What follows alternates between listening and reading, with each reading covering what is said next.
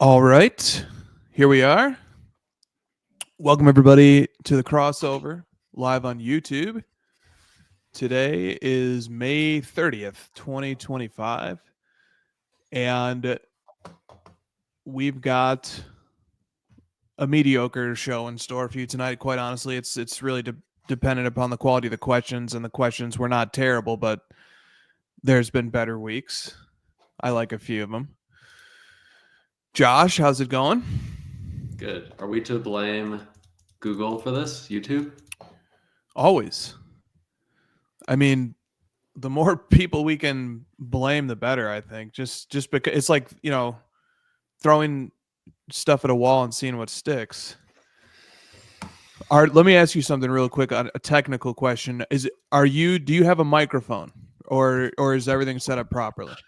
Yes, I have a microphone. Is that better? Okay, there you go. Yeah, that is better. That is better. Yes. Okay. There we go. Okay, there we go. All right. Welcome everybody to the crossover live from YouTube. And on the crossover, we start with mail days. I have none. Josh, I don't think you have any mail days. I don't think any mail's coming to where I am. Where are you? Can you disclose anything? We are about 10 miles outside of Telluride, Colorado. Actually, there's not a single other human within like a mile and a half of us. The trash guy did come today, and he came over the hill, came up to the house, got the trash, and left. I was shocked. So maybe there is mail.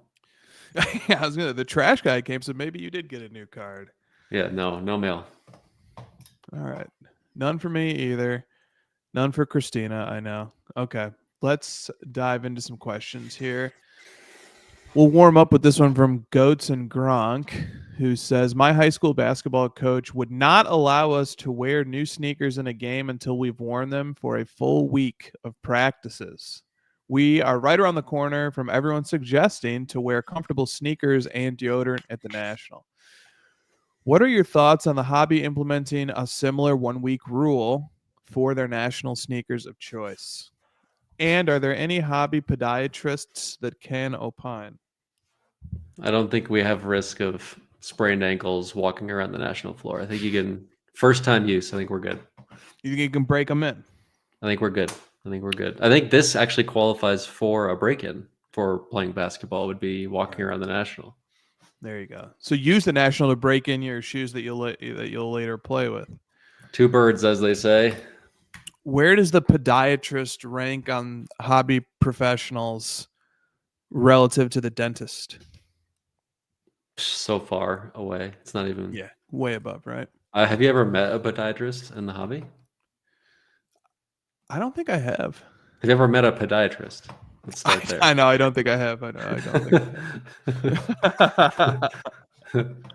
Have you ever met anyone in the hobby? Maybe. Okay. Let's go to this next question here from WTF Frankie podcast. Do you have any tips or recommendations for first-time national attendees? I'm staying next to the convention center, and I've never been to this area before. I feel like ours is always go into it with the idea that you probably won't find the cards you want and try to enjoy it otherwise. Yeah, that's great big picture advice. What about the fact? So let me address the fact that Frankie's never stayed near the convention center, never been to the area. So really, there's not a lot of need to leave that area. Yep. There's multiple hotels there. There will be lots of trade nights at those hotels until the management of those hotels kicks people out or forces them to rent a room. I mean, you'll have hotels just like with people pouring out of them, just packed to the brim in the lobbies and stuff. Like, what do you say, Josh, about the area? Like, have you ever had to leave the area for anything practical, like, I don't know, groceries or something? Like, how do you handle the basics? Yeah, you're good there. A lot of people like the Rosemont Casino, so you got to maybe Uber there. Yeah. But I know, I think we're good. Yeah. We get by with Uber Eats and stuff.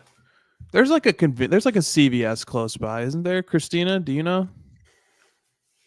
She doesn't know. Okay. There's always a CVS or Walgreens. Yeah, but a lot of people stay very close. The hotels close by are awesome. Costco, yeah, man. Card says Costco. Yeah, make a Costco run beforehand. Yeah. All right. Yeah, and then in terms of navigating the show, just a first-time national attendee. Josh, what was your recollection of your first minutes at your first national? 2018 Cleveland. It was just trying to like get my bearings for where. Well, at that time, it was like, where are the modern cards? Because it was 75% vintage at that time. It's not anymore, but so I was like trying to find my people, my modern people, just trying to find a familiar face. I think that's a. Don't you feel like once you find somebody it kind of the show kind of starts for you? Yeah. Yeah. Yeah. And you feel you don't like when you don't have anybody that you know, you're just kind of walking around, it just looks like everybody else is ganged up and having fun. Yeah. Yes. Go ahead, Christina. Bring I yourself just in. I There you go. just wanted to pop in because now might be a good time to tell everyone where we are at the national Okay. and like let them use the card ladder booth as their main point of contact with their friends. We are at booth, drum roll please, 2323. Because what Nice. else would you expect from us? Right. Easy to remember. Um, we're in Hall F. Keep going, keep going, keep going off the main floor to the right. Keep going a little bit more. When you pass the fire exit, you've gone a little bit too far. We are right in front of the fire exit. So, also a good thing, if there's an emergency and you're hanging out with the card ladder booth, you're the first people to get to safety. Nice. There you go. This is great. Now Chris and I know where our booth is. I've only told both Uh, of you multiple times, but let's let's also be honest. You'll be asking me the day we get there, where's the booth again, Christina? By the yeah. fire exit. I'm still not gonna be bold enough to proclaim I understand. I mean, I tuned out like 5 seconds into her starting Well, talking. she asked me, she's like, booth 2323 or whatever the other choice was. And I was like, are you serious? We have to choose the one. We have. I know. Yeah, she just wanted to make us feel. She wanted to get us invested in the process so that we care a little bit. She I picked one that try. was like, yeah, the other one was like near a bathroom or something. Yeah, I was like, do you guys want to smell shit or do you want to be in booth 2323? And I said, "Can't we have both?" Okay. My first national. I'm pretty sure it was the 2021 national, right, Christina? That was our first Yeah. national. Yeah, don't go away yet, Christina. What was your first impression walking into the national? That first 2021 national. I remember being overwhelmed. Okay. Like we had been to card shows before by that point. Like we had never been to the national because it never worked out with our schedule. Like you were in law school, so like it was like summer jobs and things that we couldn't get away from. Yep. I remember making a House of Jordans episode back then and like saying, look, I mean, it sucks not going, but I have a few grand to spend on a card. So who really wins? Yeah. But I remember like, because the shows that we had been to by then were like small regional, like the Girls and Boys Club show in Orange County, the Long Beach Expo, which is just like a coin show with like a small corner divvied out for cards. Yep. So I remember pretty big conference though. Yeah. But like I remember like walking into the national being like, wait, hold on, like all of these people are here for cards. Like this is awesome. Yep. It was cool. It's a lot, and if you're not strategic, you will definitely not see everything that you think you're going to see because you can't do it in a day. You really need to plan things out. And then what I was saying before Christina jumped in was that to Josh's point, sort of about having a running mate or a few different wingmen or wing women for the show is just that all of a sudden you feel like this is your event and you're not just sort of walking around and looking at all these other groups of people having fun and you're not in one. But also, if you are coming alone, you can find a group. You can definitely find a group, at trade nights especially, but just, don't be shy, introduce yourself to people. What's the worst that can happen? People look at you weird or, I mean, who cares? Like just, use it as an opportunity to make some friends too. And also because the people who you're friends with online, those aren't necessarily your best personality mates in person either. You know, you might make totally different like card show friends that are awful Instagram DMers, but are a lot of fun in person. Also, just go to the card letter booth and hang out with us if you honestly are looking for someone to hang out with. We will chat with you about any card. Yep. For sure. We'll also have swag and somewhere for you to sit your ass down for a little while to get off your feet, as well as somewhere you could plug in to charge your phone, because everyone always needs a power boost. There you go. All right. Next question here from Ryan Bitter. What are your best guesses as to where the Caitlin Clark rookie gold vinyl 1 of 1 versus the Black Finite 1 of 1 ends? Which one will be favored and why? So, Josh, we just saw the gold vinyl 1 of 1 end recently. Yeah. It doesn't have confirmed payment status yet, so it's not in card letter sales history yet from Alt. But what was the price realized? I think it was 175 around there. 175. And the Black Finite is at auction right now with Golden, I think. And it's sitting around like 80K with BP right now, I think. I remember watching the Halliburton actually blow by it. Is it in shop? It'll probably be in. Yep, it's in shop. Somewhere. Yep, it's definitely in shop. So yeah, I was shocked by the gold vinyl. Is that what we're talking about, or the black? Yep, oh, that's the we're one. talking about how they relate. Yeah, comparing both. Can I bring up your screen? Yes, please. Okay, let's bring that up. Yeah, so we're gonna. Okay, yep. So this is card 145. Her second appearing base set card, the photo shoot one. And the black vinyl that sold for 175 was this one as well. Yep, same exact. There's 2 1 of 1 parallels. The gold vinyl just sold for about 175K with Alt, and now you're showing on the screen a live auction with Golden for the Black Finite 1 of 1. So last time we got the 1-to-1 comparison of the lower numbered gold prism and then the variation gold prism, and we got the price difference. Now we're going to get the gold vinyl versus the Black Finite. Right, exactly. So it's already at 80. It's already at 80. Yeah, and it kind of has the advantage of going second, which lets bidders sort of price it relative to what the first one went for, right? So it's kind of insane that the variation gold vinyl sold for less than these sticker autos still, right? Mm-hmm. These select sticker autos and prism sticker autos. Yeah, even like right beneath that May 29th sale that just happened, I saw Stiff put a social media post out about this, and it was getting a bit of engagement that this, I mean, this is an insert from 2024 Prism PSA 10, Auto 10, sticker autograph, and it sold for damn near what the gold vinyl 1 of 1 parallel to the card number 145 from the base set sold for. Yeah. I don't know that we have the comparison on the gold, so I don't think the lower numbered gold vinyl 1 of 1 would do too terribly much. You know, maybe like 250K. Still right. less than still less than this one. Right. Yeah, how much of the injury is this? It's probably a bit of it. I mean, more than we'd like to admit. Yeah. I don't know. I don't know anything. This market is unintelligible in many ways to me. Yeah, this is impossible to figure out, and I think that's the problem. These people buying these don't know how to figure it out. Gold vinyl, autograph, Black Finite. I thought you guys like Black Finites. Help me out here. You know, we're not. I think we're probably saying the Black Finite is supposed to be the second best one, right? Because it doesn't have the lineage with the women's 1-on-1s. Yeah, I guess so. It's a good point. Yeah, I guess we'll just see. Like they tag teamed her select base set cards with a Black Finite 1 of 1 and a gold vinyl 1 of 1 as well.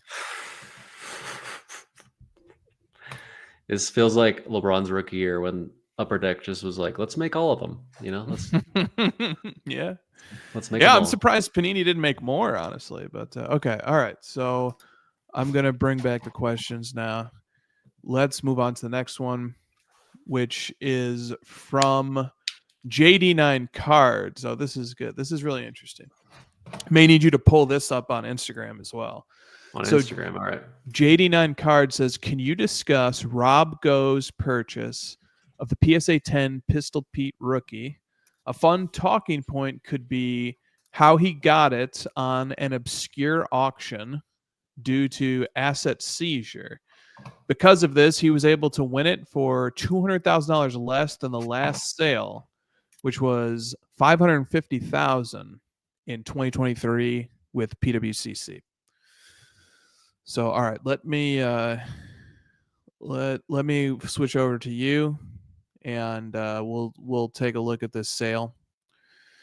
Yeah, so you've got pulled up here, Card Ladder, which did log this sale. The U.S. Treasury did publish this result. Hat tip to Auburn 35 on Twitter for bringing awareness to this sale.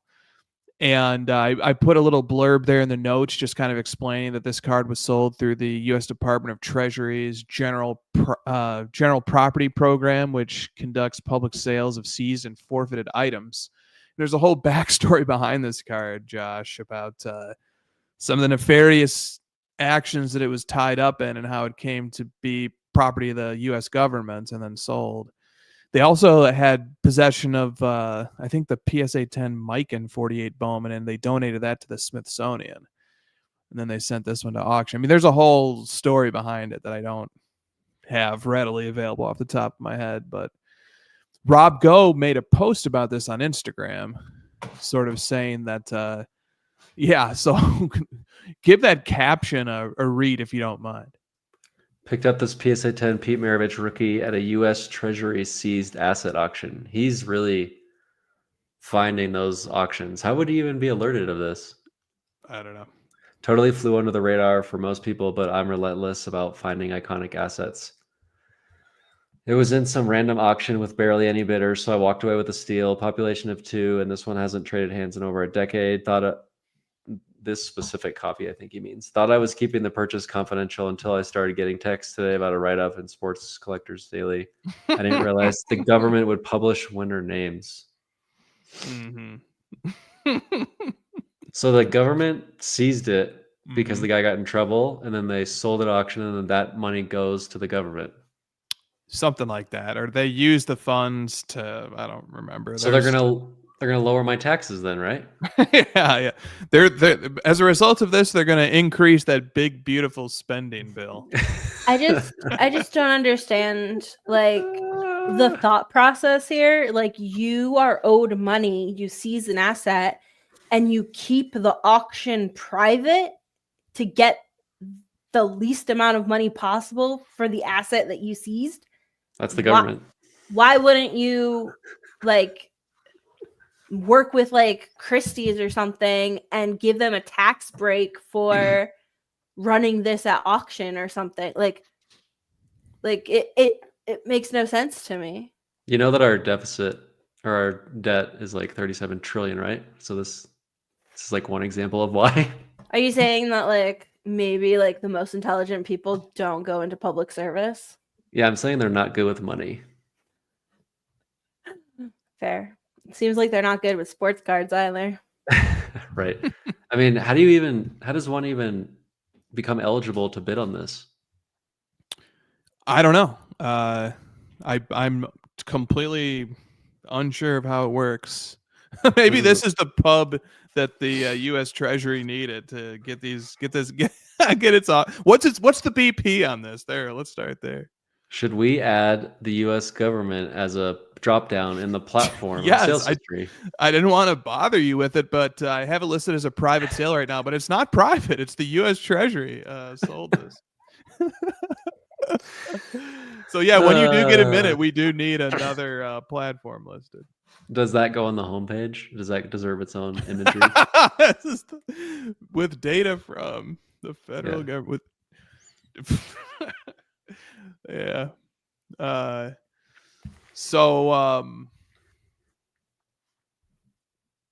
This actually gave me occasion to start studying the Maravich card. I don't know if what do you got?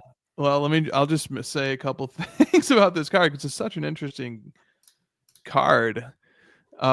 First of all, and I think this goes to this is just a hobby wide thing. The card is obviously referred to as the 1970 tops, but the word tops does not appear anywhere on this card's surface. Is that bad? It's not good or bad. It's just I imagine, like, so I was telling you about this like a few days or weeks ago or whatever. I don't remember how long ago it was. But yeah, the closest you get to seeing tops is the three letters TCG that are in the fine print on the back, which stands for Topps Company Gum.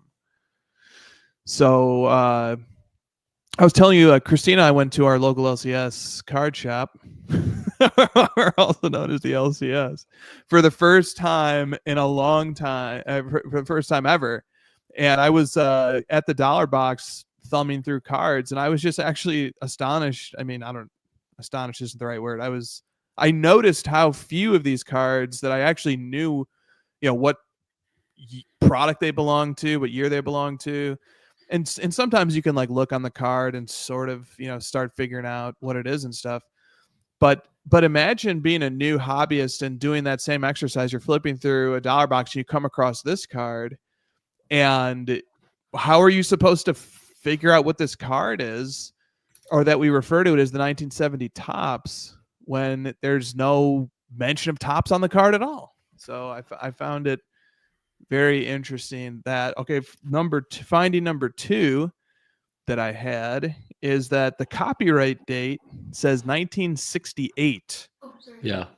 Which is a weird copyright date because the stats on the back go up through 1969-70, right, which was his final NCAA season. So I just wonder what that's all about. The third thing I noticed, there is no sign of NBA licensing, and there are no NBA team or NBA logo imagery anywhere on this card surface as well. But there is the NBA PA, so this is subject licensed, but it doesn't seem to be licensed by the league. And there's a big story on this that you can find with a little Googling. In fact, as I was sort of talking about this card on Twitter, Sports Collectors Daily shared an article that I won't go into now, sort of about the background of how this particular set was the collaboration, the brainchild of the NBA and of Mr. Berger from Topps. And then the final observation I have is that it's really interesting. On the backside of this card, it says years pro is 0 years pro. And the card front mentions his team city, his NBA team city. So I just this card is and this is typical of cards from that era in particular. It's such a mystery. There's so much information to peel through as you look at this card, and just a fascinating card. So yeah, I mean, you've got a lot of guys, quote unquote, rookie cards, years pro 1 on the Lou Alcindor. Yep. Yeah. Which makes sense, right? His first season was 69-70, and now this is the 70-71. So, all right, Josh? I've just blabbed on for far too long. What do you think about anything? This sale, this card. I mean, that's a pop 2. Do you find that this was as big of a steal as Rob thinks it was? Yeah, I mean, the last sale happened in 2023 for $550. I don't really see why it would go down 200, and clearly nobody knew about it. We didn't even hear anything about this auction. So yeah, I mean, it definitely went under the radar. I'm most interested in this government seizure. Yeah, there's a whole story behind that. It seems like a new revenue stream for our government. They just get to arrest people and auction their cards. Yeah. Let's just always report your finances to your accountant and let him take the tax wheel. So there's an article on Sports Collectors Daily called Money Laundering, Murder and a Museum. What became of the PSA 10 George Mikan rookie card? And that's the one that got donated to the Smithsonian. But in this whole story, and I mean it's a complicated story.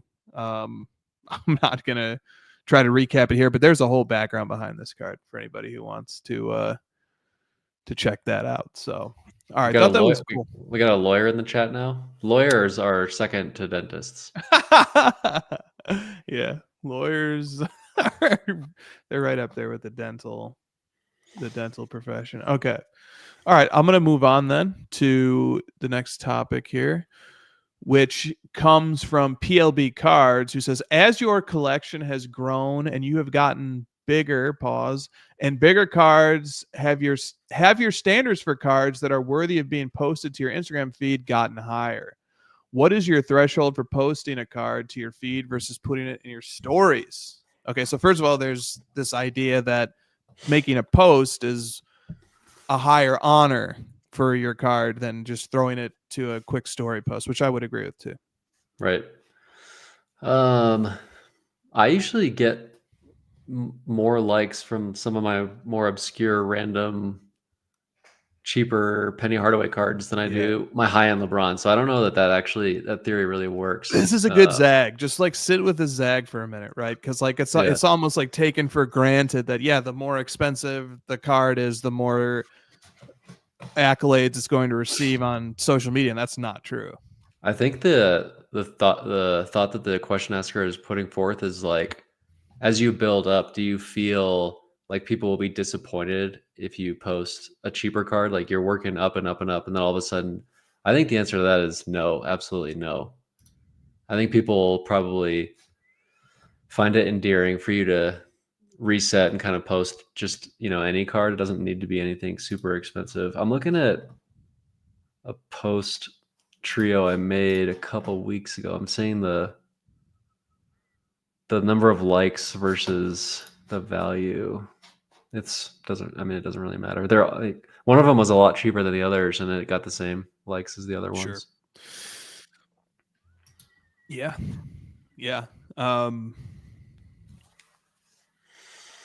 So, but let me put this part in there too. You also have a Todd Gurley binder, and I don't think you're posting most of those, right? I was for a little while. I posted a lot of the raw ones. Yeah, I posted maybe 30 of them. Okay. Yeah, you did actually. Yeah, I can see that now. Okay. Yeah. I mean, to me, posting a card to my Instagram profile is like a 2-hour commitment because I'm gonna if I'm gonna post something, I start writing a paragraph, and then once I start writing a paragraph, I'm like, well, I really want to know how long this brand has been around for, and then I want to know what all the other parallels are, and then I just start into a research project that inevitably takes me a few hours. So a main feed post is a big time commitment. But what about this idea? Oh, go ahead. Sorry. I just think that some of the quote unquote cheaper ones that you post, people might relate to those more, or feel like it's more feasible for them to be able to get that card, or they have something similar of a different player. It just connects to more people. I feel like, you know what I mean? Yeah, and people also are not scrolling Instagram just to see the obvious bangers. Like they also are scrolling Instagram to find undiscovered things, or things that they're not going to see every day, players that they're not going to see every day. So, there's that aspect too. Like a niche card that you post might really resonate with people more than an obvious big card. Let's also not downplay the pettiness of other people when you secure an awesome card. Some people will just scroll past even after reading. Is that what happened when you posted your Maxi Kleber Select Black 1/1? Yeah, actually. Yeah. Yep. People are hating on that. Yeah, a lot of people hated on that. Yeah. No, it's because they're like, oh, look at here's Hoj with another Jokic 1/1. I mean, Jokic 1/1s are not exactly the most expensive cards. At least, I mean, you can find Jokic 1/1s for a few $100. So it's just, I think the right litmus test for whether or not the card should get a post is just how excited are you about it. Like if it's motivating you to take a picture of it and type up a paragraph, that warrants a post. in my opinion. And if people don't like it, oh well, try again. You always got next mail day. Plus, you can have like better looking cards of the cheaper players. You know, you can have the banger cards and more quantity of the cheaper players. So like it makes your feed look more full and more sick potentially. This is a thought that came to my mind too, is curating the presentation of the feed for when that person who first discovers your page, like hits your page and they might scroll for like 3 seconds and like eyeball the page to get an idea of what you have. And, you know, if I have a bunch of like random Levy and Bell cards at the top of my page, that might actually not be the right networking, right? Like that might like not lead people to think, hey, I should offer this guy a Michael Jordan card or whatever. Do you pin posts? I don't think I've pinned a post. So but like looking at your page, you've got Jokic, MJ, Luka, Luka, Jokic. So it's not like you're only posting. You mostly posting your most recent, but then you'll sprinkle in some other player because I think if you see your top 9, if people give you that little of time, which most people probably only give you, like you said, 3 seconds, they should be able to see your top 4 or 5 guys that you collect. That's what you're saying. I think so. I also don't post right after I get something. You don't either. You know, usually like I might post something like a year after I picked it up, just because like that's what matches the flow of when I'm posting, like, or that just matches when I have the energy to post. Like, I don't know. You got a Frank Ntilikina. Yeah, I got my Frank Ntilikina just chilling there. That's one that I would think about, like, maybe I should archive this for a little while, you know. I was way more into that at the time. I need to move up some of my girlies. It's like a lot of football at the top, but you get LeBron pretty quick. You don't have any pinned posts either. No, I don't even know if I know how to do that. Yeah. All right. Well, when you go to somebody else's page, be honest. How long of a scroll do you give it, or do you even give it a scroll? What do you do when you like go to another page? What do you do? You definitely have only a few seconds for me to want to scroll more. That's for sure. I'm in the doom scrolling addicted phase just as much as anyone else, you know. Yeah. Give me the answer right away. Yes. The doom scroll, the hobby doom scroll. Yeah. When I land on a new page, there's a couple different ways it goes. If it's somebody who like I'm following back, you know, because I met that person at a show or something, or I don't know, whatever. Or however I come to follow them back, I'll usually like take a minute and scroll through 9 or 10 of their cards and just throw a like on each one, you know, just because like, why not? I mean, I'm looking at them, might as well throw them a like and boost this page in the algorithm, however much my like helps. And then I get like a passive look, and it's quick though. You know, I'm just kind of like, okay, cool. You know, I might skim a paragraph or two. How often do you read a paragraph? Like if somebody's bringing like 5 paragraphs to the table, I know there are some people in the hobby who read every word. I know for a fact that there are. How much do you read when a novel is presented in the caption? If the card's good, I'll read the whole caption. Nice. Maybe like once a day. Okay. Like a card will stand out or a new post will stand out enough where I would do that.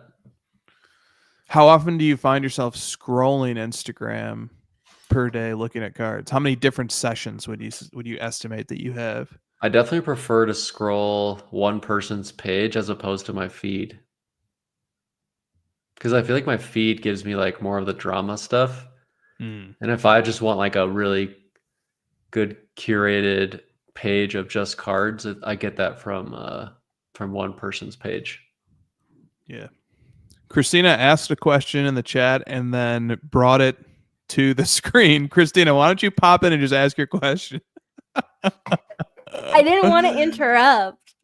What makes a card quote unquote good?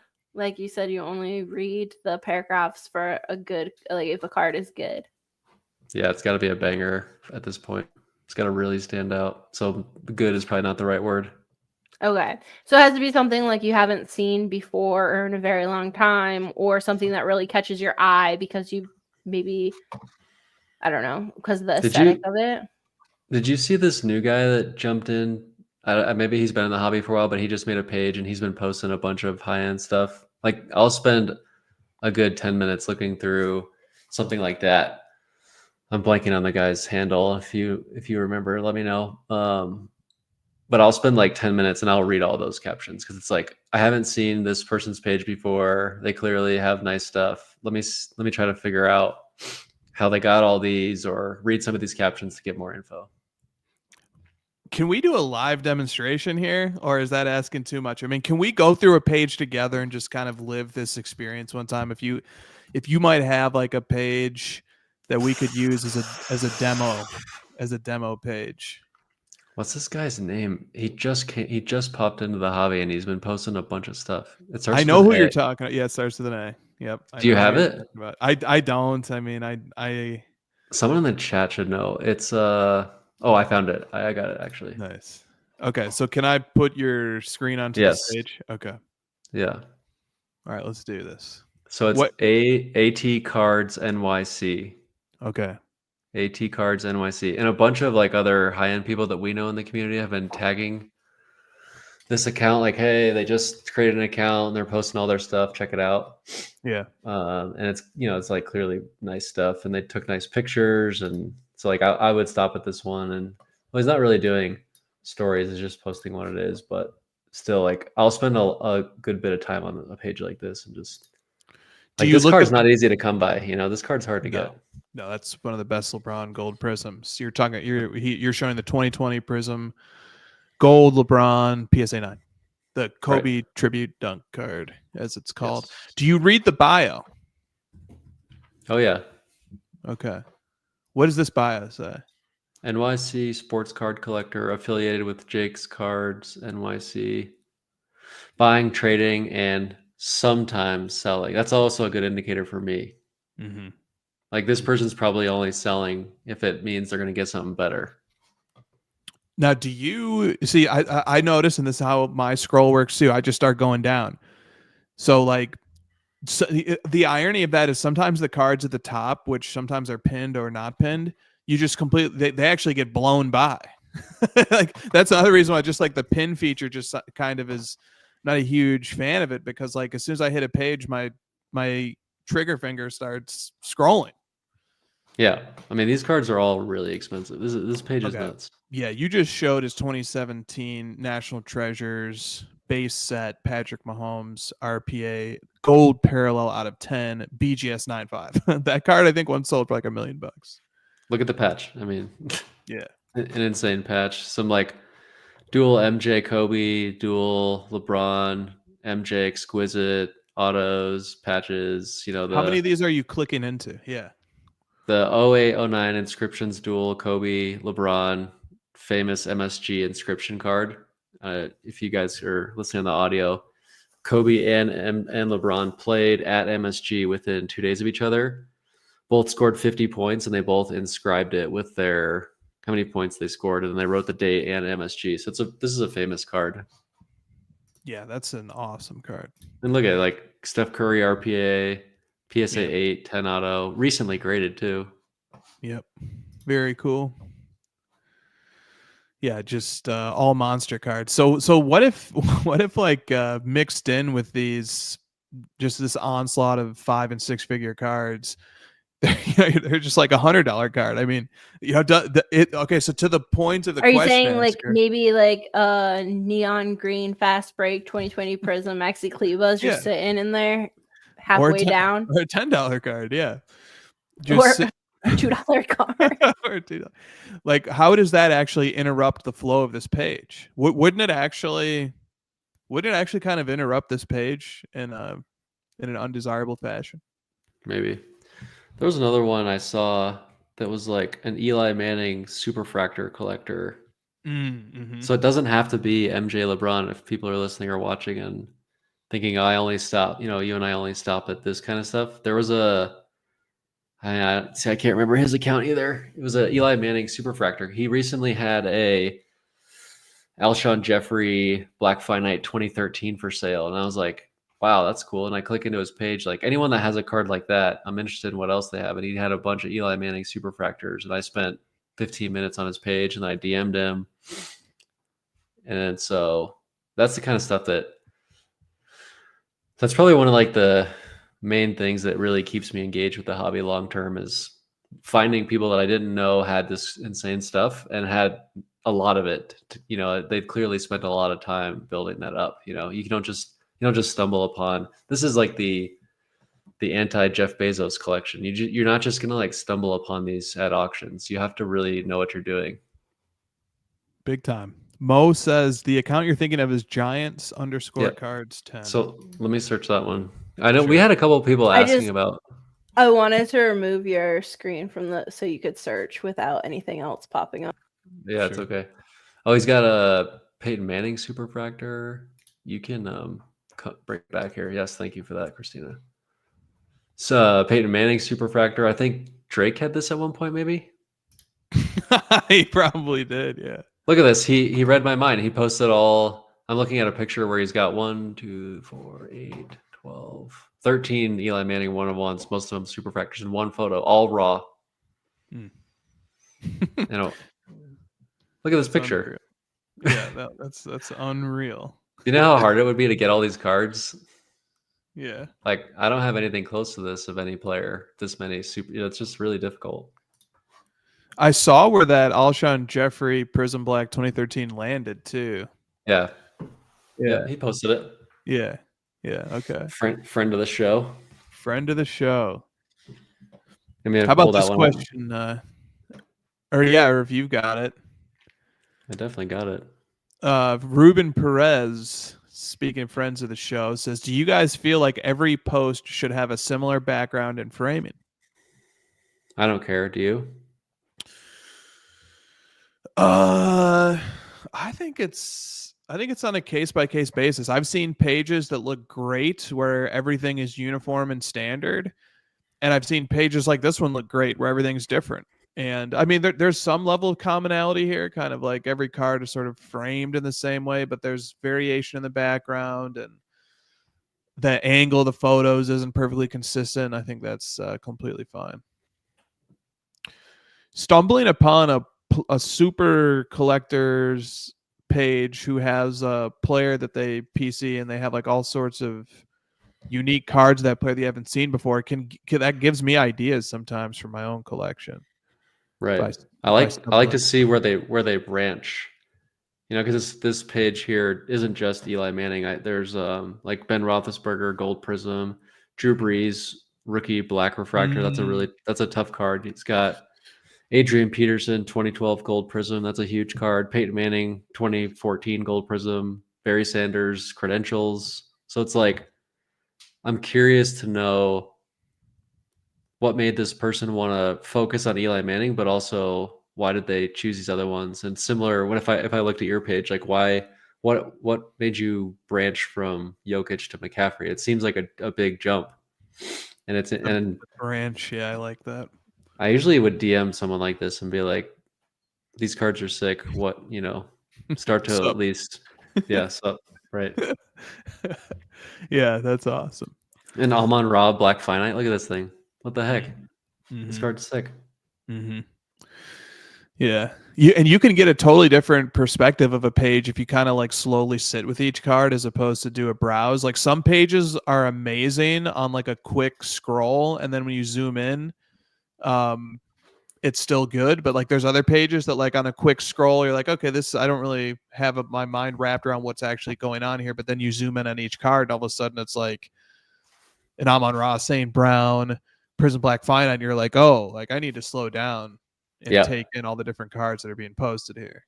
So what like low end card would jump out at you or that you would ignore or stop at? Does it interrupt your flow? I don't know. This is my bias as a collector I wasn't collecting in the 2000s. So like some of the 2000s, like finest X-Fractors and stuff like that, I just usually scroll by those because I don't really understand them. I don't really have a frame of reference. Yeah, like I would just scroll by this card. Is that a 1-of-1? Is that an out of 10? Is that an out of 39? I have no idea what that is. Yeah, this is like the Pac Nicholson sweet spot and the like, see, yeah, some of these mid 2000s football guys, they know all these this is a one of one. They know like the X factors, and a lot of the specific years are like numbered to 10 and stuff like that. They're harder to get. Yeah, exactly. And like I'm not denigrating that era of cards. I'm saving that era of cards for a rainy day when I decide like, my current PC players are up and I need to pivot into LT or something like that. Yeah, this is you and I's biggest blind spot, but it intrigues me because it seems like it's a really great era for rare cards still. And yeah, especially price wise. Yeah. Yeah.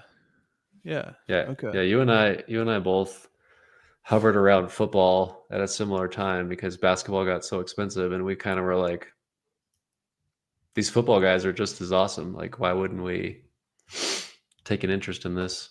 Yeah. How often do you browse for comments? Never. Yeah. Do you? Sometimes I'll find myself just like scrolling down to the comment section and I just like slap my hand, just stop, like don't go down there.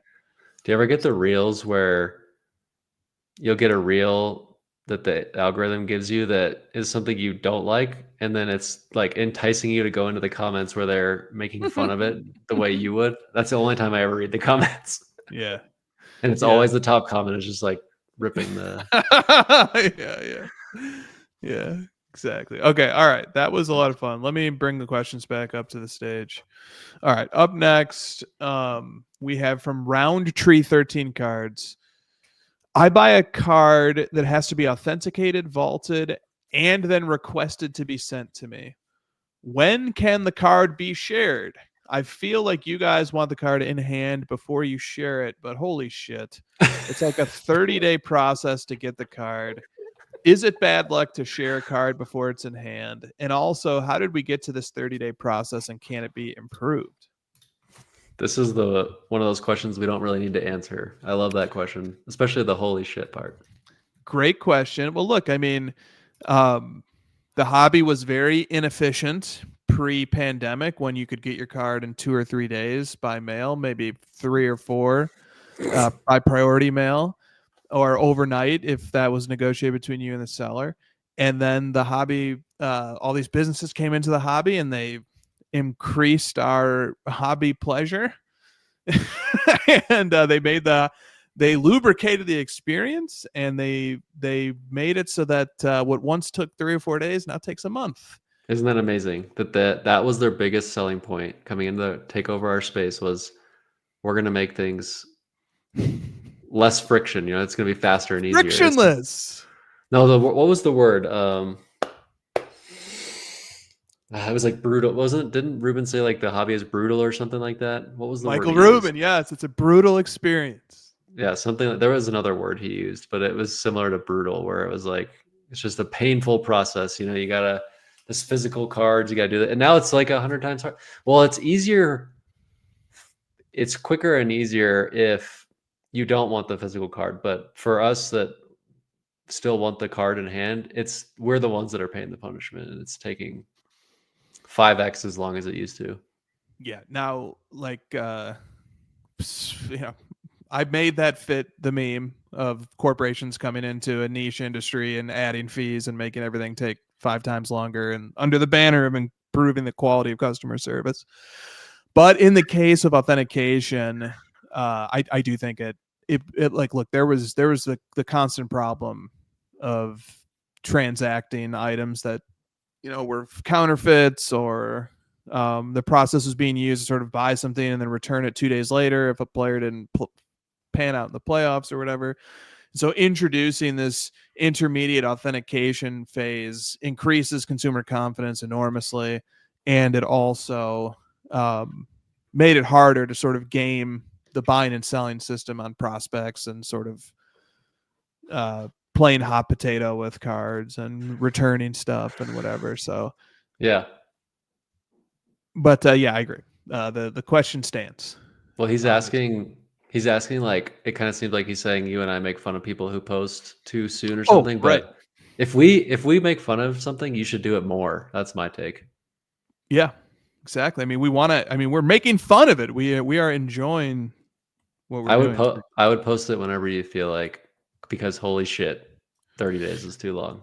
Yeah, and I'll tell you this: I've had more than a few times when by the time the card finally got to me, the energy that I had built up to post it had gone away. Dude, we have a name for this. It's called Acquisition Day. Acquisition Day.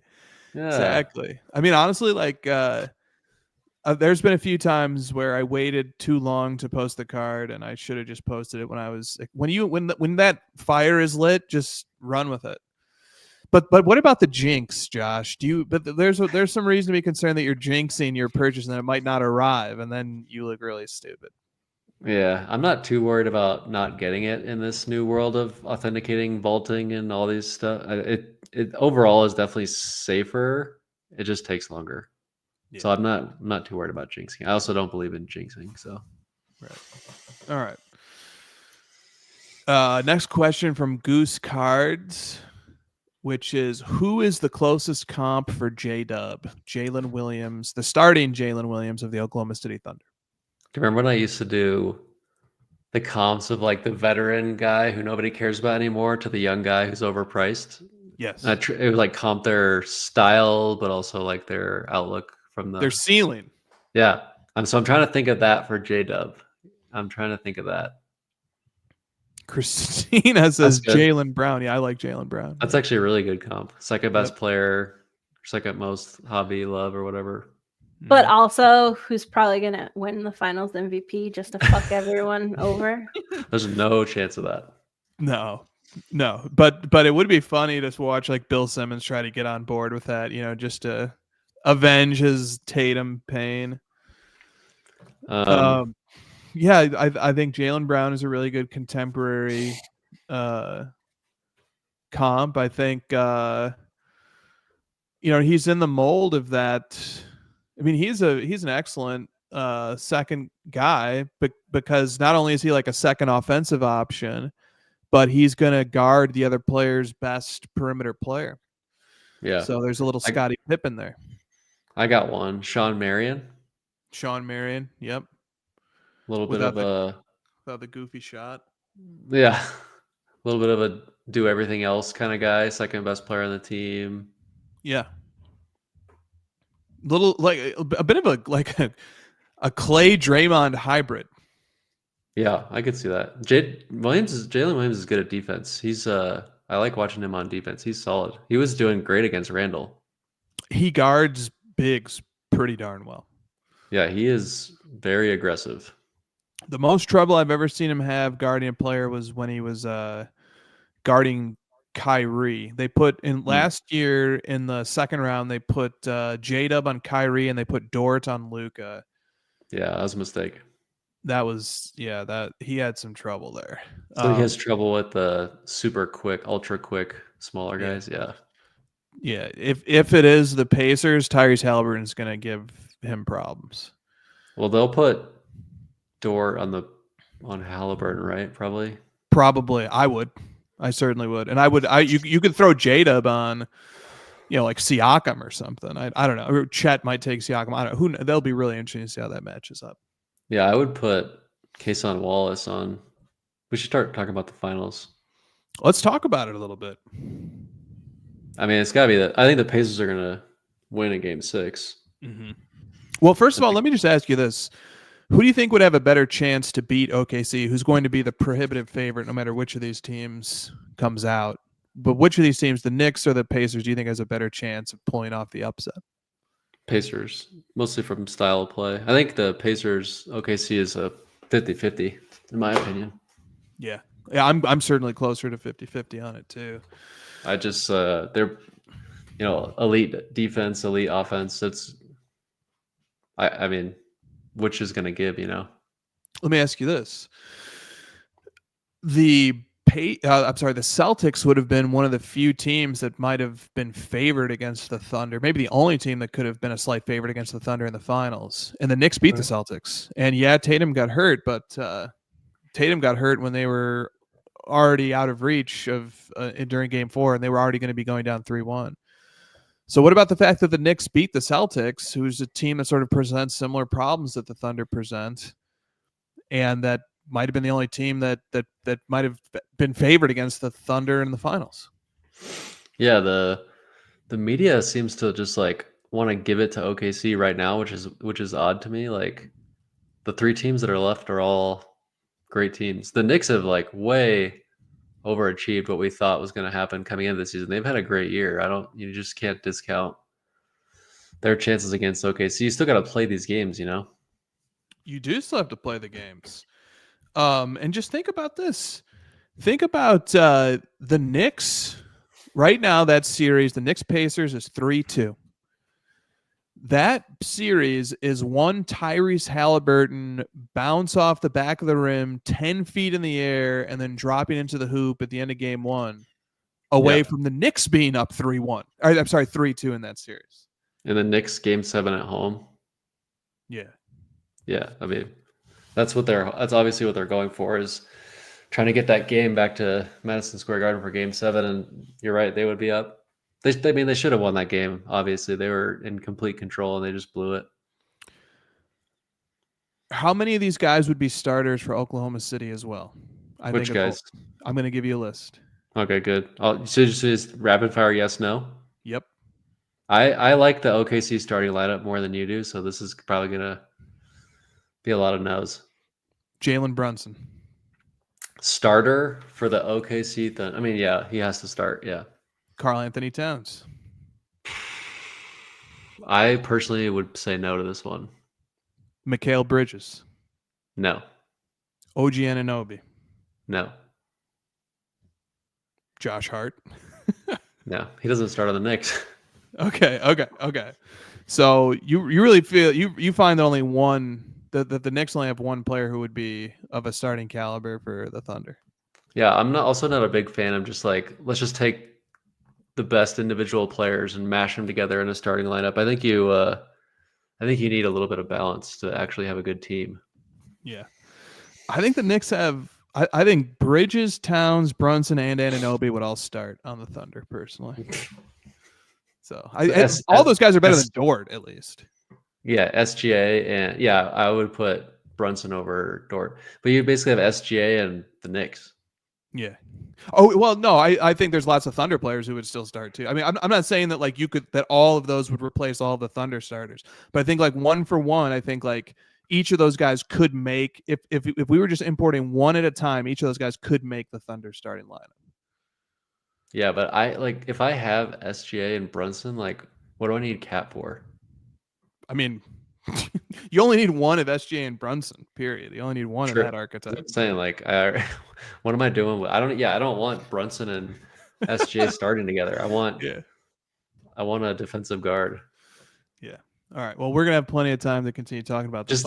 Just ask the Lakers. They had 3 guys trying to figure it. It's just like, it's too many. Yeah. And no center either. You need a center. That usually helps. Exactly, dude. You can't just roll the ball out. And I think Austin Reeves was the odd man out for that. We needed like an actual guy to rebound and stuff. Right. Yep. Careful. As Austin Reeves' agent said, keep putting his name on the trade block rumors and see what happens. Sure. Guy shot like 40% in the playoffs. I will put you in the trade block. You should be scared. I'm scared of Austin Reeves' agent. Yeah. Okay. Let's move on to this next question from Tasty Card Sandwich. The most significant form of card discourse is rankings. I think we can all agree on this. 25 most iconic cards of the 2000s, the 100 most iconic cards ever, definitive ranking of a player X's rookie cards, the top, however, most significant sets and parallels, and so on. But how do we rank rankings? Which rankings are the ones that we should be paying the most attention to? I'd love to get a definitive crossover ranking on rankings. Which rankings do you rank most worthy of the community's collective attention? For the record, I have the crossover ranked as number 1 on my personal 2 or more hosts live conversation / chat interaction sports card content rankings. Do you want to say anything about rankings? No, this is your lane. I want to hear what you have to say. This is my lane. Yeah, I think So like something that's very topical right now is the Real 27 guys, 25 most iconic cards of the 2000s. And it has I've been confronting over the last few days the idea of, do I care which cards are the most iconic as a collector? So I want to kind of throw that one back over to you as well. Christina, Chad, anybody who wants to chime in on this, I'm curious. Do you care about what are the most iconic cards? The problem with the word iconic is it's subjective to each individual. Mm-hmm. So you're basically asking me, do I care about what other people think about Right. specific cards? That's what you're asking me. Yeah. I mean, that's part of it. Another part of it is, let's say we do kind of have a consensus of what iconic means. Let's say that iconic sort of means very recognizable, era defining, popular, widely desired, so on and so forth. And I'm just not sure that my collecting philosophy, as the way that I collect today, Josh, I'm just not sure if my collecting philosophy is aligned with any of those. I'm more going the other way. I saw a comment on one of the posts that said sort of like iconic versus rare. Which one do you choose? And those two are sort of at odds with each other. Iconic versus rare, and I lean rare. I think, I think I've drifted more and more into the rare category, and more finding joy in discovering more obscure cards, or cards that aren't seen every day, cards that aren't iconic. I think I've found myself drifting more and more in that direction. Yeah, the iconic word and the way you described it itself implies that there's a lot of them. In order for people to know it exists, you have to have enough of them for it to be popular. That's why the parallel sneaks its way into here, where you've got an iconic popular player set year, and we recognize it, like the LeBron 2003 Topps Chrome. There's tons of them. But then there is like the rare parallel, where it kind of gives you that outlet to latch on to the iconic and get something that the hobby agrees is something valuable. But you could also add in the rare by chasing the rarest parallel of that. What do you think about that? I think that's right. I think Stiff has come up with Rare-conic There you go. here as sort of describing the hybrid, where you have a very rare, like a gold prism out of 10 is a very rare version of an iconic card, right, for a given player. And so maybe, if I were to sort of break all cards up into three categories: Rare-conic, iconic, and rare. I suppose I probably most covet the Rare-conic cards, then the rare cards, and then the iconic cards. But I think I find the best value proposition, I think, usually exists at the rare card for me, for what I like to collect. On Adam's survey, I'm looking through the images, and he's got front and center like the iconic one, the one that we all know, which is basically like the base. But then he's using the imagery of the rarest parallel around it to really like stimulate your excitement of why you might pick this one, because the one of one superfractor next to it is the one that really is going to get you to vote for it in the long run. So it needs that rare card to really make it more iconic or whatever. Yes. So that's where the there's just so many I have so many thoughts sort of on this idea of ranking cards based on their iconic status. So sort of the thought experiment behind the way that I approach that in particular is that I think that if I'm trying to rank the 25 most iconic cards, I'm not ranking what I personally find to be the 25 most iconic, because my experience is limited. You know, I look at basketball and football cards predominantly. So the 25 cards that are most recognizable to me is a different question than what are the general consensus 25 most iconic cards. In order to answer that question, I have to try to approximate the average viewpoints of everybody in the hobby. Do you agree with that? Yeah, it's like, what's your neighbor's favorite card? Yes. And not just your neighbor, but the average neighbor's favorite card. Yeah, I guess I'm just not as interested in that question. Why not? I don't know, because I don't trust any other people. Just by nature. It's just like, that's just the way that I think about it. Yeah. Yep. Okay. So go ahead, Christina. Yeah, no, go ahead. She jumped in. She's ready. Jump in. Well, so like I've been struggling with this all week. Okay. So I first heard about this like iconic 25 of the last 25 years on Jeremy Lee's show last week on Saturday when Adam was on the show. And I was asking some questions during the live because like I was just like, you know, being me. I was pushing back on some of the things he was saying, and my curiosity in other things he was saying was at an all-time high, and I just wanted the answer. So then, full disclosure, he then writes to me this week, and he invites me to be one of the expert people. First mistake. Yeah, exactly. To vote on the iconic thing. Second mistake. And the first mistake was just talking to me in general. And I haven't responded yet. We're on the third mistake now. Yeah.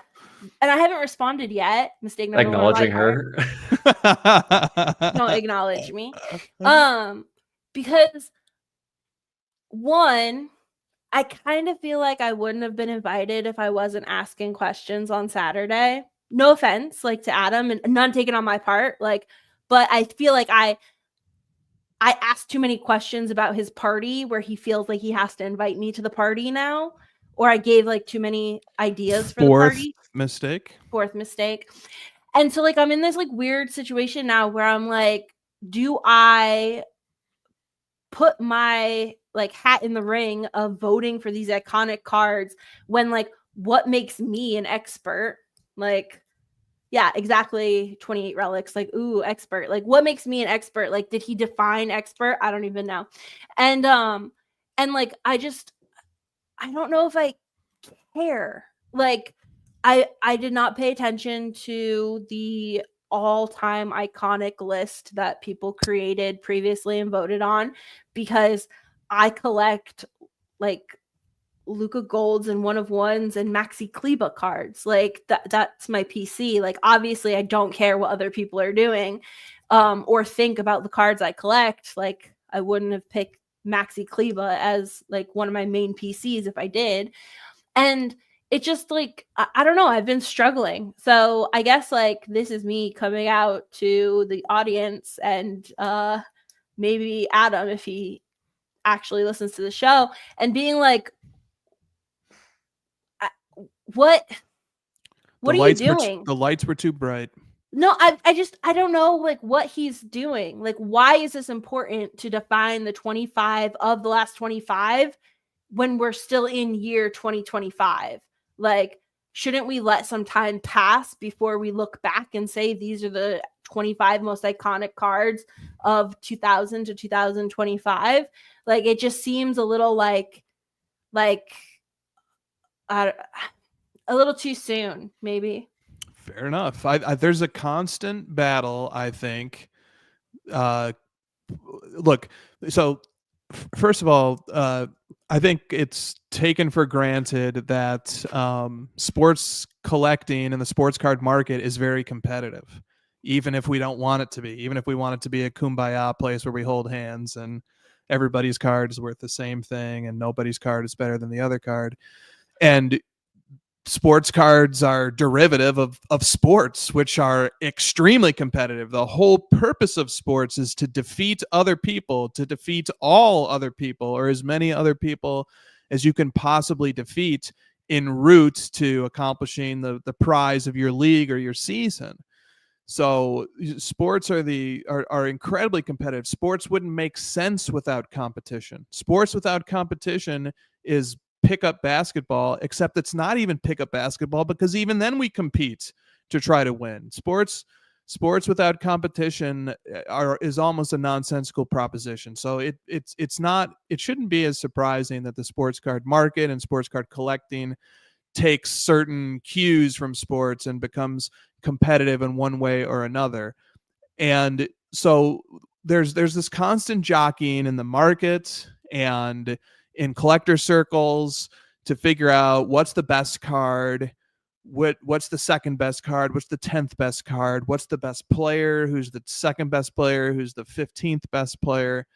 And lists like this are done in an attempt to be as scientific as possible. So I watched a different list video today that was hosted by Iowa Dave, where he and another collector went over that collector's study where he surveyed 50 Albert Pujols collectors, and they came up with a consensus ranking of Pujols' top 10 rookie cards. And it was great content, like, because when you do a list like that, you have to talk about the different cards and why people like them and like one more than the other and so on and so forth. And, same here, but on a bigger scale, there's some attempt to be as neutral and as objective and as quote unquote scientific as possible by taking a consensus opinion or issuing a survey and polling as many people as possible, such as yourself, Christina, and trying to get the average opinion of what's most iconic to offer a piece of content into these discussions about what the best card is and what the best players are, to offer a piece of content into that discussion that has as its basis something a little more rigorous than just, this is my opinion, and the next guy comes in, this is my opinion, and then the next girl comes in, and this is my opinion. And it's like, okay, this is great. These are all these opinions. But the idea behind the survey here is to take the average opinion or to try and form some sort of consensus. It's a broader undertaking. But my thought is, I think more and more about these sorts of the methodology in particular of the survey approach. I think to myself that personal opinion, which is what a survey is gauging, personal opinion is downstream from something else. Personal opinion doesn't arise out of thin air. Personal opinion is downstream from the measurable facts, the provable facts that each card possesses. Personal opinion is downstream from that. So when I think about how consensus forms when surveys are issued and the average opinion is taken and whichever means of averaging is used, I look at it and I say, well, what led people to come to these opinions? What are the properties of specific cards that led them to vote and order them the way that they did? And is there a way that we can, to the extent possible, we can shift this enterprise from being a qualitative one to a quantitative one? Because there are plenty of quantitative lists that we can build. The most obvious one is the list of the most expensive to least expensive cards. That's a quantitative list. It's interestingly, price is subjective, but that's a quantitative list. But we can drift further and further into the quantitative realm, such as population, print runs, or sales volume, lineage of a card. What's that? Sales volume. That's definitely something quantitative. And so we have the quantitative, and the quantitative doesn't need a survey or an opinion, but then there's the qualitative too. And there's an attempt, I think, anytime that cards are attempted to be ranked and we're going beyond just one person giving their opinion, the attempt is to sort of try and get lots of different opinions in, and that might hold more authoritative weight than just one person's opinion. Okay, I just blabbed, so let me pass the mic. Yeah, so I just want to end, because I didn't express this before, and I do want to express this, and this is one of the reasons why I am struggling with even responding to Adam with this invite. I do feel grateful that he has included me, right? And at the same time, I understand, which is going to sound awful, but like I understand my position in the hobby as a female, that like I sometimes get a seat at the table that other females don't get invited to. So I need to fucking fill that seat, right? So pardon French for any young child who's listening, or if you're listening in the car, I don't Too know why late. you would. Yeah. So like I understand that, and I feel grateful for that, and I feel like there's an extra pressure of like when I do get invited to do these things, that I should make sure that I am representing the demographic that I am a part of, if that makes sense. But yeah, so I'm probably gonna fill it out this weekend and do a little more quantitative. Well, keep us updated after every card you rank. Let's get a social media post that I could do that. you've done one, and then I could do that. Yeah, that'd be great. Yeah, you're welcome. That sounds like something I totally have time for, as it's the end of May, and you know, I'm not completely like over my eyeballs with national stuff. But yeah. So is it safe to say that after much consideration, you will be accepting the responsibility of filling out this list? I guess, yeah. Okay. So we appreciate your resolve to fulfill that. Josh, say some things, please. I just really struggle with these because it's so much work. And I don't know how I'm supposed to rank a LeBron vertical rookie logo man auto next to a Jackson Holiday base card. I don't even know who that is. It's like Baseball impossible. Player. It's impossible for me to rank 1 through 25 with all of these selections across all of these sports and years. And it's just like, it's like trying to compare Bill Russell to freaking Albert Pujols. Like, I don't even know what I'm comparing. It's just difficult. So what ends up happening is I just pick my favorite cards. Right. And the other issue is the list of what I can choose from. I know he has a section that says like fill in whatever you want, but like I'm already sort of like nudged in a direction of what was presented on this. Yeah. It's just a very difficult task. In political science, there's an example given when survey-style data is being used to answer an empirical question. In the example is, suppose that Josh, Christina, and we're all sitting in a room together. It's just the three of us. And there is a giant jar of jelly beans in the center of this room. And our task as deliberators is to figure out how many jelly beans are in this jar. And so we have two options.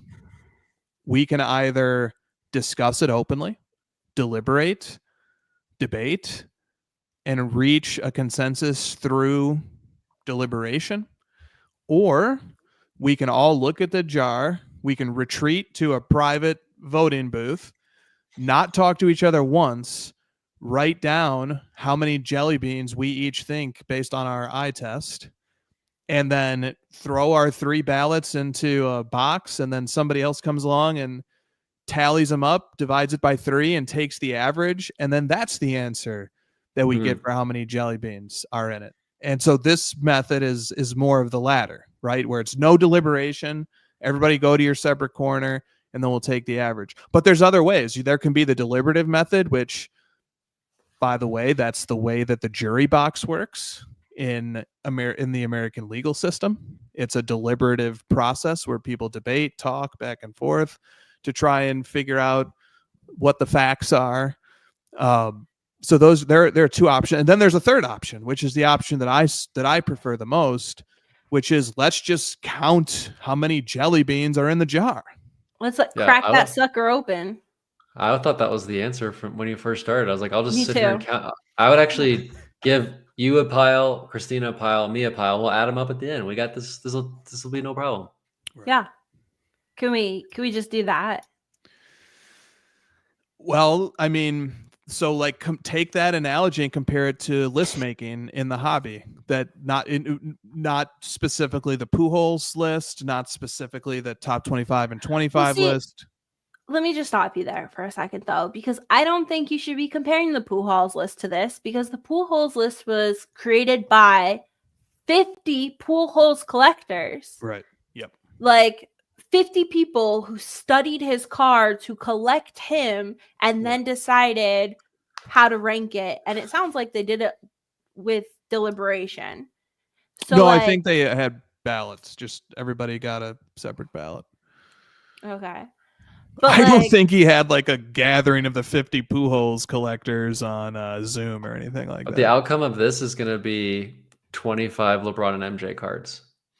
I'm just telling you now, because like nobody's going to vote for some of these hockey cards.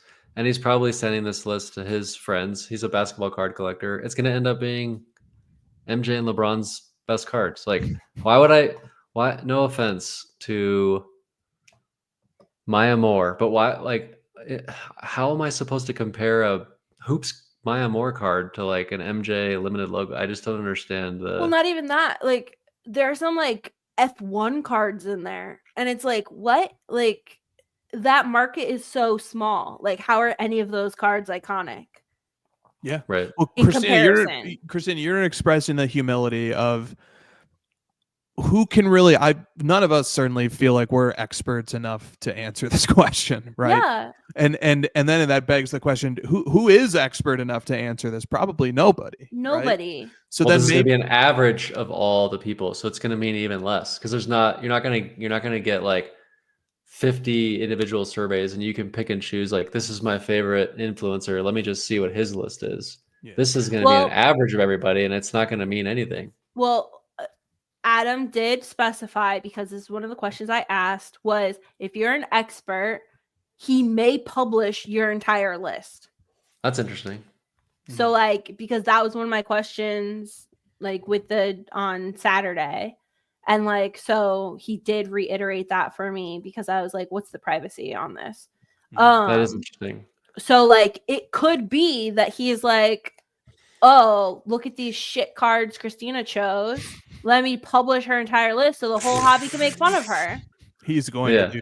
He's totally going to do that. He finally did something right. It was like 5 mistakes of now he's corrected the wrongs. And then the last thing I want to touch on here before we move on is I want to go back, Josh, to this idea, because I experienced it too, of just how difficult it is to fill out this list. Oh, it's so difficult. Yeah, I mean, there's a feeling of satisfaction. Like, I already filled mine out. There's a feeling of satisfaction when I was done. And by the way, anybody can fill this list out. So did you pick from this list? Survey is publicly available. Did you do write-ins? I did no write-ins. I just stayed within the confines of the cards selected or offered. Okay. Yeah. And I just I had to start over a few times, but I eventually numbered them 1 through 25. And like, my basic methodology was this. A few players I selected 2 cards for. The most. So you tried to spread it out. But mostly what I did was I gave 2 cards to some of the most iconic players, but otherwise I tried to basically do who I felt like were the 20-ish most iconic athletes. And then once I got from the last 25 years, and once I got those, then I tried to pick their most iconic card with some caveats. Like Pujols, for example, is a guy who has cards on that list. His cards just weren't quite as iconic as some of the other baseball players who are on there, like Bryce Harper. But I think Pujols, I think it would be here's me talking baseball, but I think it's a consensus that Pujols to this point has had a much greater career than Harper, but I felt like the Harper cards were a little bit more iconic than the Pujols cards that were available. So there were some examples like that, but for the most part, my basic rough approach was like, let me rank these players and then let me take the best cards. And then if there's a player, like there was a handful of players who I selected multiple for. Yeah. See, this is my biggest issue with these types of lists with cards is like, list the top 10 LeBron cards, and like the top 10 LeBron cards are like all 1-of-1 rookie cards or whatever, right?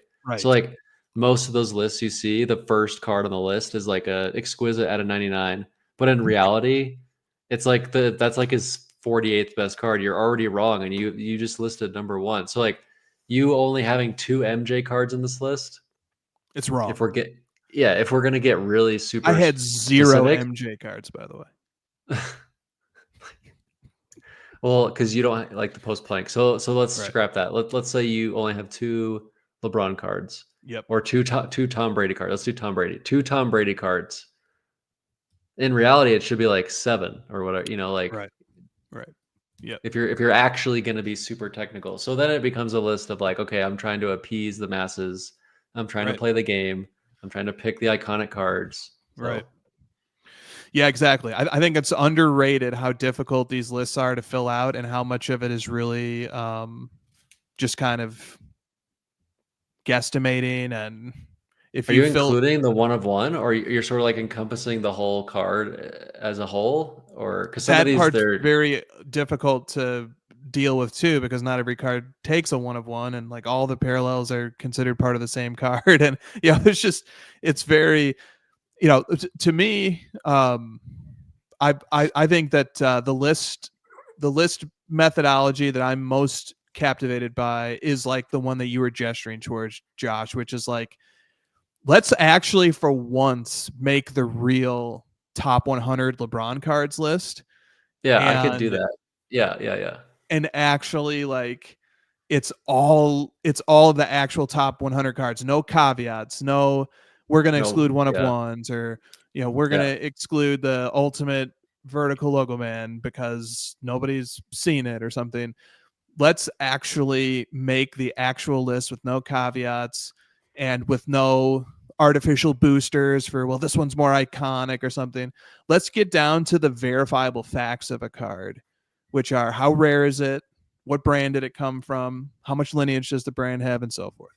I think it's that you were rightfully so, and I'm gonna do the same when I do this. Is like you're trying to build a list where someone else is gonna see the 25 and they're gonna be like, oh, this is interesting content. I see 25. I see a mixture of eras. I see this and that.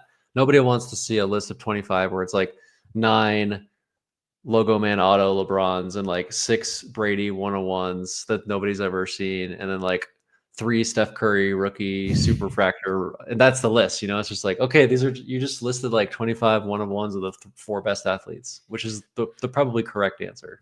Yeah, and what I want to circle back to here to make a second final thought on this is that there's the question of what's the purpose. As an observer of this list, as a participant, as somebody who's filling out this list, what's the purpose of the list? Is the list supposed to am I going to look at this list and say, man, I don't have enough iconic cards? Am I going to look at this list and say, geez, like, my cards don't even make this list. Like, what am I doing? I should be gravitating more towards these consensus iconic cards. Because and also, like, I should be arguing that my cards are more iconic and that my cards should be on this list. And it's very important to be on lists like this for the cards that I collect to be on lists like this. I see that as a very natural tendency that I could have is looking at this list. That's why I opened up the discussion about this, and I'm going to close my thoughts on this discussion around the idea that I've never felt less compelled by how iconic a card is than I do right now. And that's been a very gradual drift. Like over the last 5-6 years of collecting, maybe more, I've drifted further and further away from seeking or desiring cards that have the iconic moniker, and more in the direction of cards that have rarity, and the more rarity the better, and almost to the point where the less iconic the better, almost to the point where, like, if my card is on a top 25 iconic list, I almost cringe a little bit at it. I was thinking I'm not going to vote for any of my own cards because I don't want people thinking they need to collect the stuff that I collect. Go get your own thing. Right. Exactly. Okay. Let's wrap this topic. I enjoyed that conversation. Thank you, Tasty, for the question prompting it. All right. How are we doing time wise here? I would like to wrap up. Yeah, me too. Okay. So let's draw this to a close. Still had quite a few good questions we didn't get a chance to get to tonight, but maybe some other time. I'll keep them on the back burner. Do you want to do one more question, and then we'll get the titles? Sure. All right. I wanted to get to this question from Leather Helmet Cards, as this will be a good one to close on.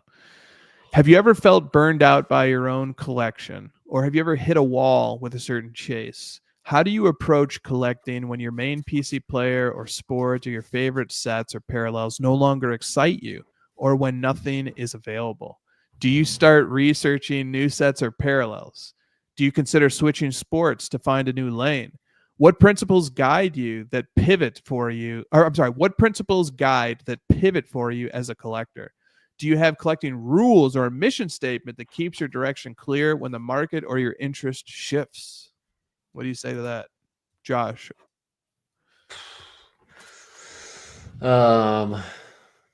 We've touched on this in a few various forms, but I think we usually lead with trying to jump sports is helpful for sure. We talk a lot about jumping to different players to start collecting, especially if you're feeling you're hitting the end or you're feeling somewhat burnt out. Maybe trying to find a player that's less popular to try to spark interest in a new like tier of card because the value is better. Those are the two that I would start with. The collecting rules, yeah, definitely like limit yourself. Don't just jump into a new thing just because you think you have to and you have to start buying every random thing. Still stick to your rules and keep guardrails around, playing days only or licensed or serial number 10 or under, whatever rules you've stuck to. Like I would even like make them more strict because you're jumping into something completely new. Christina, did you want to chime in on this one? As someone who has been searching a rainbow collection for over 5 years, well, almost 5 years now, let me just say I've definitely hit a wall where I cannot find the last card of this collection. And it kind of makes me not want to collect any of the other cards that this player has because it's so frustrating. I need one more card. And it just hasn't shown up. So, I mean, I definitely feel like I've hit a wall. And have lost some interest in collecting because of it. So I'm just lamenting with this person who asked the question. Leather helmets. Yeah. So I like to close on this question because it sort of came up in a previous question, which was when we were looking at one of the Instagram pages, and I noted that I don't know very much about 2000s football, but that I'm also saving it for a rainy day. I'm also saving vintage basketball for a rainy day too, because I can see myself drifting in that direction at some point too. Blink twice if you're. I mean, could you? That's yeah. So that's like me saying like I'm saving LeBron collecting for a rainy day. Yeah, I'd be concerned for both of you. Yeah. Could you imagine like fast forwarding 3 years and looking at my Instagram page and it's like a Wilt Chamberlain, like like a Wilt Chamberlain. The bear one, the icy bear. Yeah, or like it's like and it's like some like Sean Alexander like 2000s like Bowman Red or something. Anyway, so save things to look forward to in the hobby. That's exactly SZJS. Exactly. Okay. But all right. Now let's do the thing that we do where we pick a title. Christina, would you do the honors of reading the titles? First up, we have Booth 2323. I like it. It's practical. You guys want to smell shit? Before we go beyond Booth 2323, I kind of like that just because of when the national comes and I forget what booth we are, I know I can go to the Card Letter YouTube and look up our podcast title and find it. Yeah, no, we can't name it that. I want him. Yeah, especially especially since it's going to be 2 months from now, which could be 2 episodes of crossover or 8 episodes of crossover Or none. or none. So I think it's going to be difficult. Next Crossover. up This could be the last episode. Go on. could be not good with sports cards. Stellar platform U.S. Treasury. It's good. You always got next mail day. Yep. Hobby doom scroll. The anti Jeff Bezos collection. Nice. Increased our hobby pleasure. A brutal experience. Mhm. I'm scared of Austin Reeves's agent. Mhm. Rare-conic. Yep. And what's your neighbor's favorite card? That's good. That's good. Yeah, I have a few favorites. So I'm leaning towards I like both of the last two. I like Rare-conic and I like what's your neighbor's favorite card, because like that was we did a lot of content on those topics. And then I also like Hobby Doom Scroll, because we spent a bit of time talking about scrolling too. I like Rare-conic. Okay. This would be the first time Stiff actually named a show from start to finish. Yeah, we Go on, just Chris. talked a lot about it. Yeah. Christina? I don't have anything to add to that. I would say no. to That is a lie. title, but You always have that's something just to add. me. How much time did you spend on this list? Me? Yeah. It's Are we 8 to- counting? Maybe like 15 minutes.